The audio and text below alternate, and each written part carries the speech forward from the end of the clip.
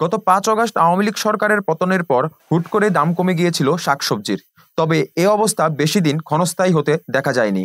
বৃষ্টি ও বন্যার অজুহাত দেখিয়ে আগের চেয়েও কয়েক গুণ বেড়ে যায় বিভিন্ন সবজির দাম।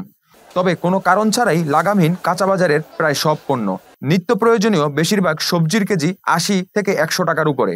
ফলে ব্যাগ নিয়ে বাজারে ঢুকে হিমশিম খেতে দেখা যায় সীমিত আয়ের ক্রেতাদের। বাজার কে নিয়ন্ত্রণ করছে বা আদৌ কারো নিয়ন্ত্রণে আছে কিনা এই প্রশ্ন রেখে কেনাকাটায় কাটছাট করেই চলে যাচ্ছেন ক্রেতারা। বাজার ঘুরে দেখা যায় শীতকালীন সবজি বাজারে পর্যাপ্ত ও দামে কম থাকলেও কাঙ্ক্ষিত ক্রেতার দেখা মিলছে না। গেল সপ্তাহ থেকে চলতি সপ্তাহে কিছু পণ্যের দাম নাগালের মধ্যে আসলেও ক্রেতা সংকট দেখা যাচ্ছে বাজারগুলোতে। বিক্রেতাদের মতে মানুষের কাছে পর্যাপ্ত পরিমাণ টাকা না থাকায় সবাই চাহিদার তুলনায় কম জিনিস কিনছে। অনেক দাম তো মানুষ খায় কম, যারা নিত আমাদের থেকে, যারা 20 কেজি হারা নেয় 10 কেজি, এই দামের কারণে মানুষের হাতে পয়সা নাই। আমরা মধ্যবিত্ত, নিম্ন মধ্যবিত্ত, তাদের কথা চিন্তা করেই তো বাজারের দাম স্বাভাবিক রাখা উচিত। কাস্টমার বর্তমানে বাজারে কম। এদিকে রাজধানীর বৃহত্তম পাইকারি বাজার কারওয়ান বাজার সরকারের পক্ষ থেকে অভিযান পরিচালনা করা হলেও বাস্তবে তেমন কোনো পরিবর্তন আসছে না।